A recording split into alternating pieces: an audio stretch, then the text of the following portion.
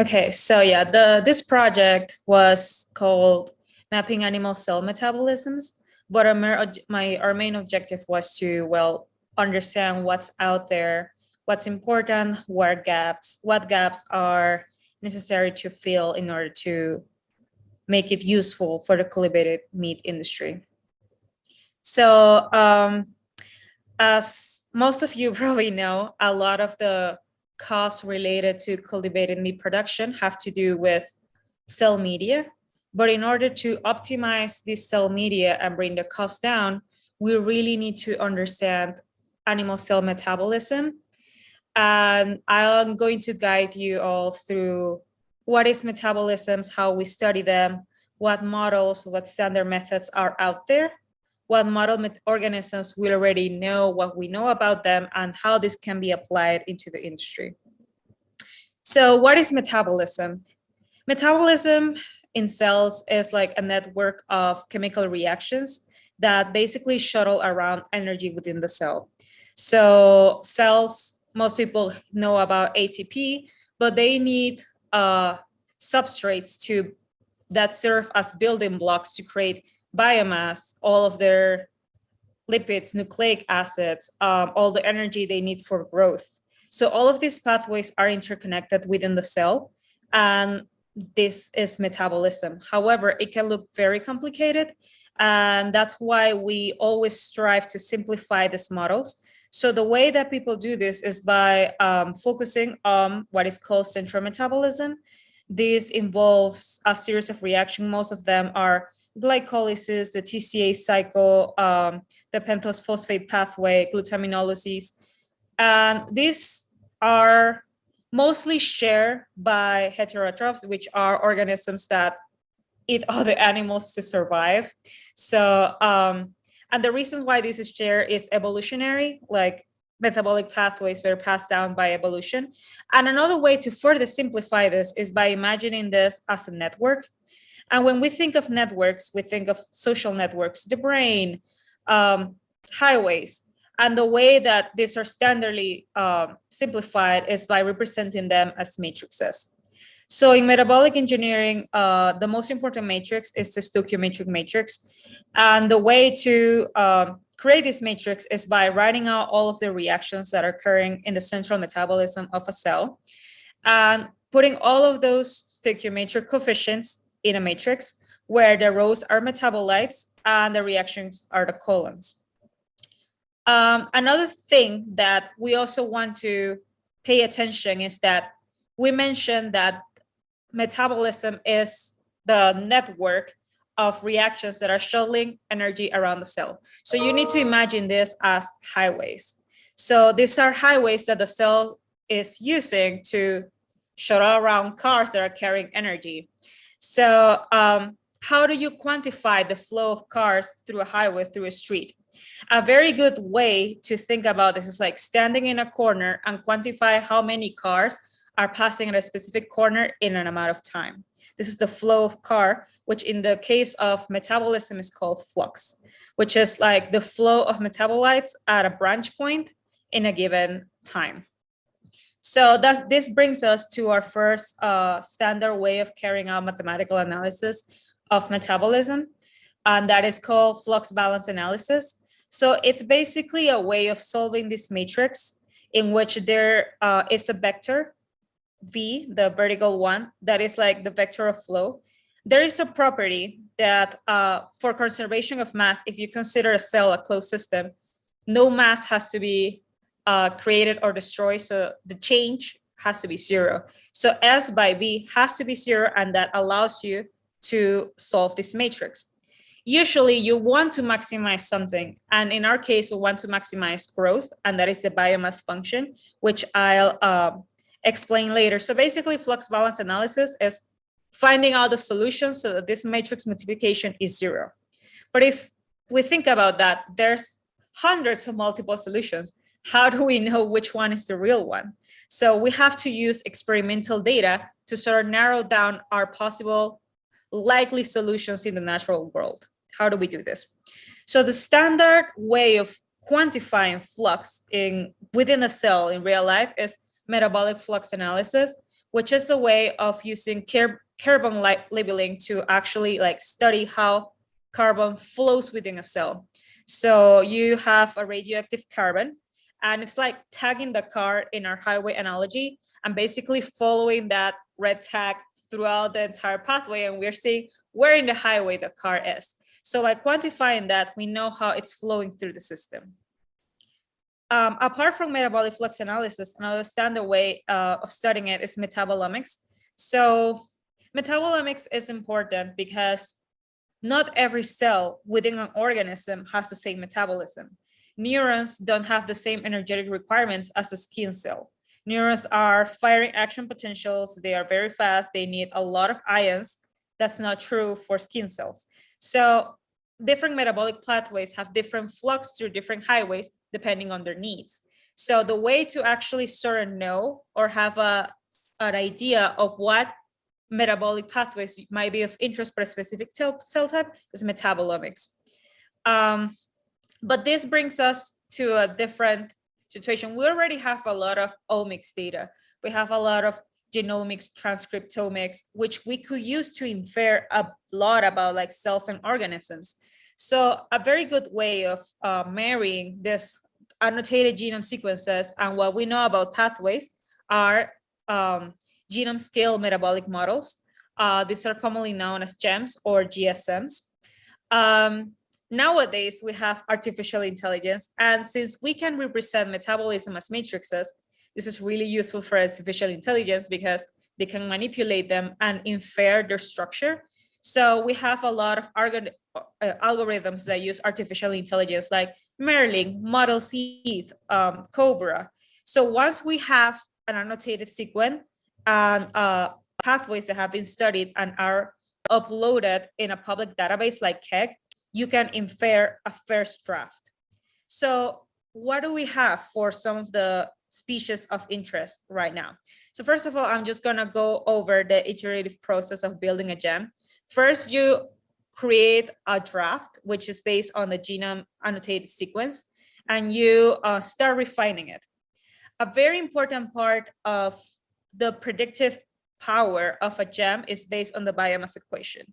This biomass equation, you can use educated guess at first, but ideally you want to measure the biomass composition of an organism by doing mass spectroscopy. And the model makes a prediction of how the cell will behave. You carry out a metabolic flux analysis to see if the prediction is correct, and you keep refining it. So for some species that are of interest in the cultivated meat industry, like cow, pig, salmon, shrimp, we are fortunate enough that these are animals of agricultural interest. So a lot of governments have funded projects to have their genome sequenced. So most of them, like all of them, have their genome fully sequenced. However, they are not completely annotated. The problem with this is that so most of them have their pathways already uploaded in KEGG, but avian species like chicken and dog still don't have that. And cows have a partial gem already built, same as salmon, but these are not specific to cell types. So at least these are things that we already know are missing. Once you have a gem, how do you go about optimizing medium? Well, in flux balance analysis, we've mentioned that we had 100 of possible solutions. We can basically create, try to find which solution maximizes as one of the rows, which is production of new cells. That's the biomass function. And one of the rows also tells us which is the most optimal probable media composition. However, how do we know if this is true? Well, we create that chemically defined media and we feed into the cells, and then we see what the cells basically excrete into the medium. This is called spent media analysis, SMA, which identifies the limiting nutrients and metabolites. So if you see in the SMA analysis that they are like all of the glutamine is basically gone, but there is a lot of threonine, you may start thinking, okay, so maybe I should supply way more glutamine and less threonine less time, because the threonine is becoming waste. So that's the goal of SMA. So we've also come through the literature to see what things out there in model organisms are useful to basically start piecing together what models we can start creating. So we found, for example, that a lot of people have created draft reconstructions of gems for some mammalian species. So in 2011, Beckard and their team created 32 gems, and they found that between mammalian species, 94% of their network was shared. So basically, the central metabolism stoichiometric matrix is the same for all mammalian species. There's like slight variations between like the velocities, like the maximum reaction velocities of each chemical reactions or each of the enzymes, but their structure of the matrix is conserved. In 2021, UNO also modeled 32 animal species, and they found that the ATP production corresponds to how much protein the animals consume, and this is like correlated to the trophic levels in the food chain, which is interesting and basically tells you that protein content, amino acid content is more important than glucose or even lipids. So what model organisms are out there? A big one for mammalian cells are CHO cells. They are extensively studied. They are mammals, which is great because we can use the models. We can take the stoichiometric models that exist for the CHO models out there and use them for mammalian species in the cultivated meat industry. We also know that their TCA cycle is not as efficient. So whenever they use genetic engineering to make these cells more efficient, they just target the TCA cycle so that the shuttling goes faster, and we can expect this to be a bottleneck in mammalian cells too. For fish are not that similar to mammalian cells, and the reason for that is evolution. When fish divided from mammals a long time ago, they created copies, duplicates of many of the enzymes, so they have a lot of orthologs.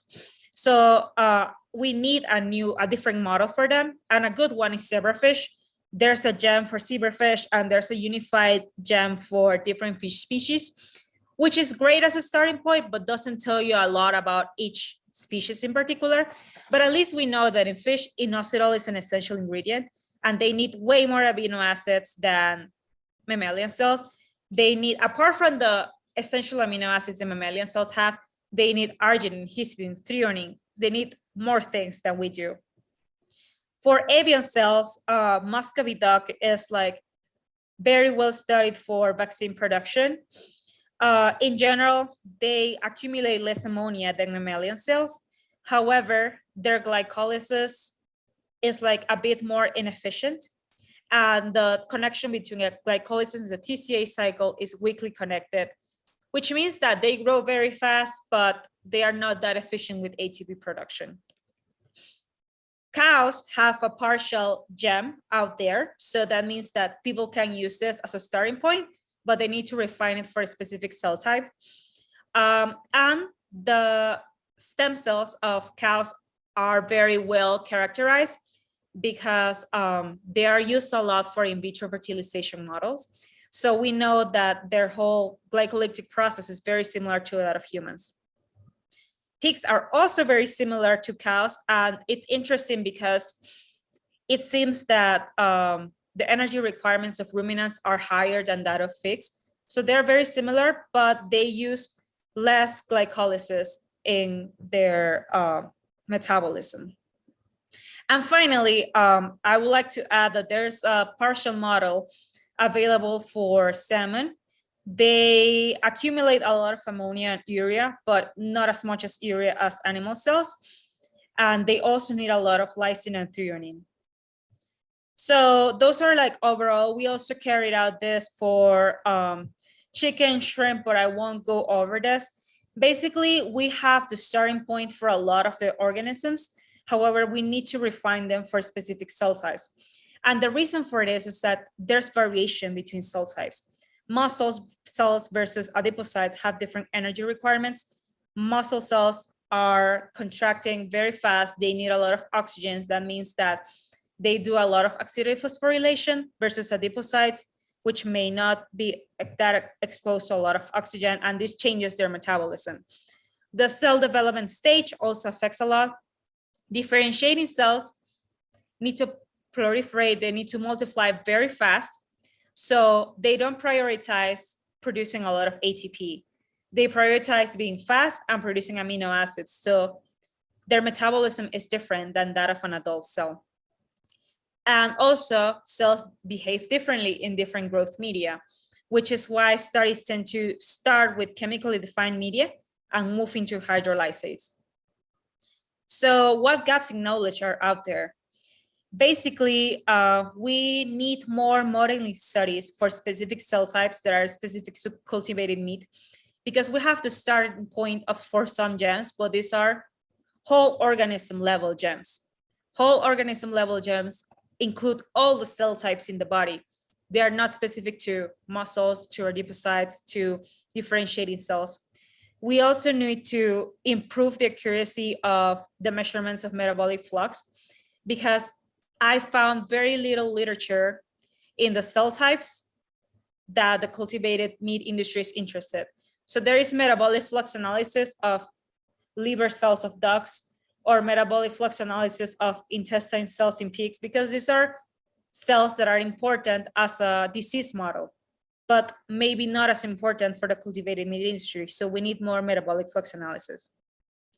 So basically, this means that we need more funding directed towards biomass compositions, because we need to have a good starting guess. We need to carry out untargeted metabolomics so that we know what is expressed in each specific cell type of interest. We need to build gens for these cell types of interest, carry out MFA to identify bottlenecks, and to spend media analysis to actually refine media. So to put this as a puzzle that you can actually understand, I build this flow of how media optimization is usually carried out. So you start with having an annotated genome and the pathways in a public database.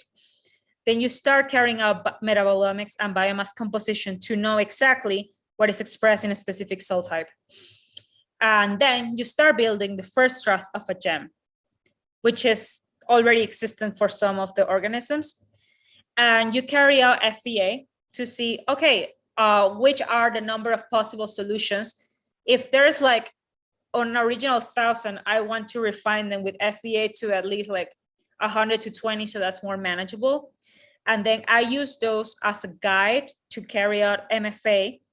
And this metabolic flux analysis will tell me which branch point in the highway has a lot of cars, at which branch point there is traffic.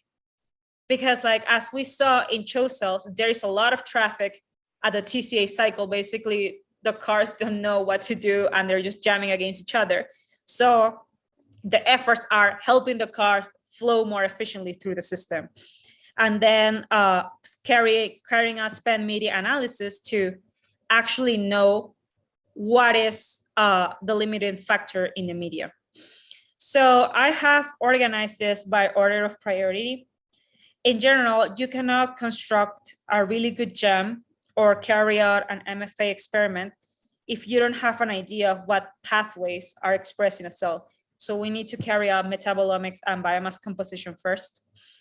And also then carry out an exploratory MFA, which helps you know, have a bird's eye view of the metabolism and which pathways are being utilized the most, and then brings you down to refining the gems and narrowing down the solutions with FBA, which brings you to the first media iteration that you carry out SMA on it, and you keep iterating until it's perfect.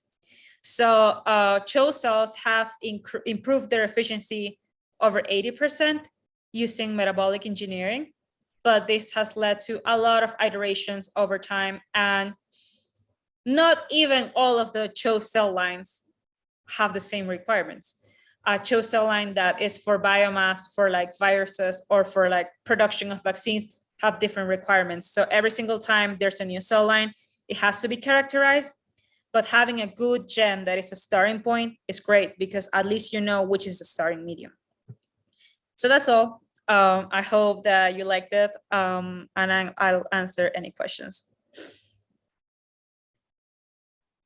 Amazing. Wow, that was expertly explained and navigated, and the comments in the chats, Sandra, were praising you for your ability to explain these complicated topics very seamlessly.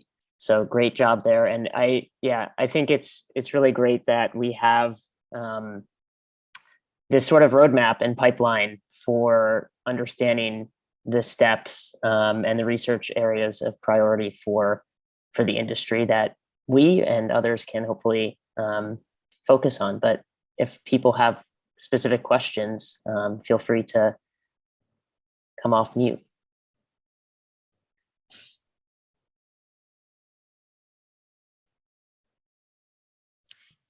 Yeah, there's a lot of questions in the chat, but I don't know how should I prioritize them. So I'll let Elliot choose the questions. So, well, one question, just so you can confirm, but Saren asked, are the pathways open access? And that was on the slide when you were talking about you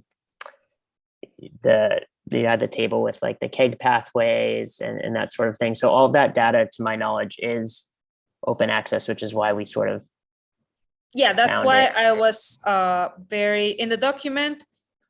I basically, for each of the organisms from CHO cells to fish and stuff, I put the link for the open source databases. For CHO cells, there's even like websites like Systems Biology that you can go there, search for a model, and you download it and you can run it. And the good thing about knowing that CHO cell metabolism is like 96% conserved is that you can take the main blocks of the CHO cell models that are already out there and customize it to your cell type. And these are open source, downloadable. They can be run on MATLAB, Python. And I have the links in the documents, in the longer document. Great. And Akshay has asked, typically how many iterations lead to meaningful data for media formulations? Looking at a sort of cost versus time considerations. So that's a tricky question because some cell types are easier than others. Our lab has done a lot of modeling from algae cells to yeast to platelets, differentiating cells. Sometimes some cell types are very similar to one another that we can sort of predict based on the literature in what direction they will probably need. So it'll be like 2 to 3 iterations, and that's very fast. That's especially true if I'm like studying two closely related cell lines of the same organism. So that's not a lot. But for example, between algae cells, even though people group them together in microbiology, sometimes the genetic difference between one algae species to the other one is more wild than from a fish versus a human. So that may take 30 iterations. So it can take anywhere from like 1 year of experiments to 5 years. So I would say that once you have a good starting point, the process becomes more streamlined, which is why it's so important to have at least one open source gem for cows, one open source gem for salmon, one open source gem for pigs, because once there's a starting point, companies can easily build on that. So by having a better starting point, you're just making that gap shorter. Whenever you have to start from scratch, that may take years. Yeah, and I think that sort of underlines why a lot of media formulations used in industry are proprietary and the formulations are unknown, because so much work goes into actually developing them for their cell lines that they use. And that's sort of the problem that we have as an organization that wants everything to be open sourced, is that companies are not necessarily motivated to do that.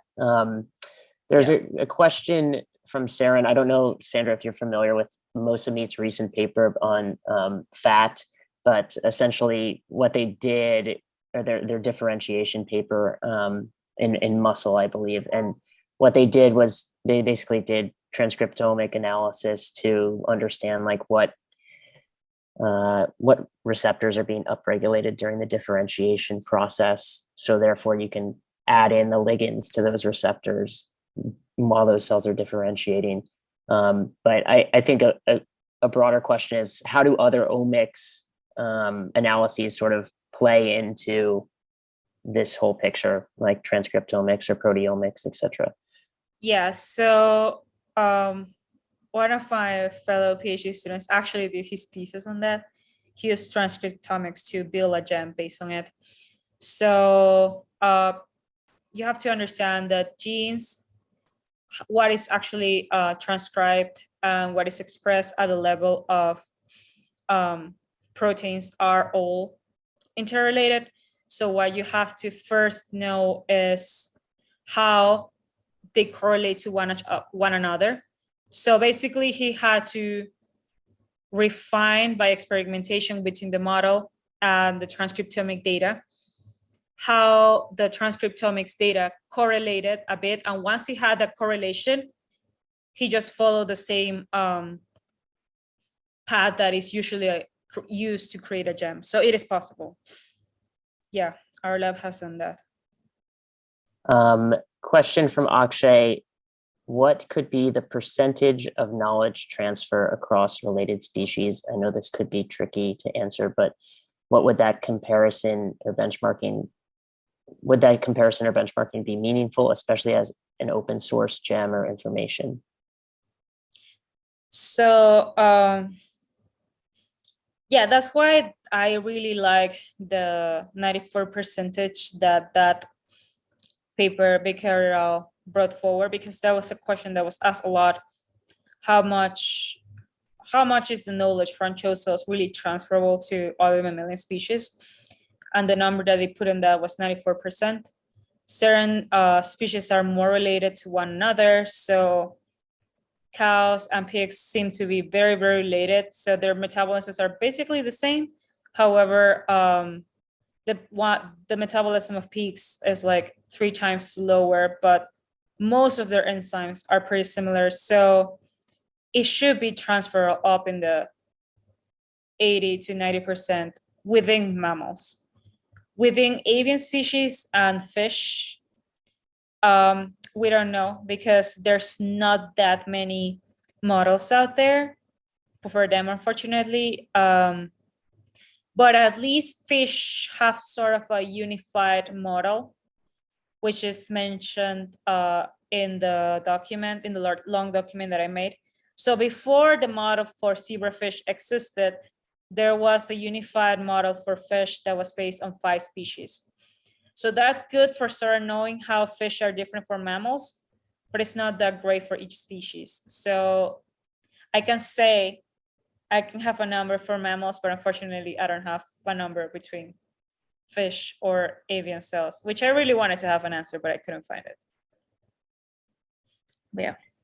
Yeah, I'll say it's hard to tell, but Sandra's actually a first-year PhD student. Yeah, so she has a wealth of knowledge already, but she is just beginning her graduate really endeavors.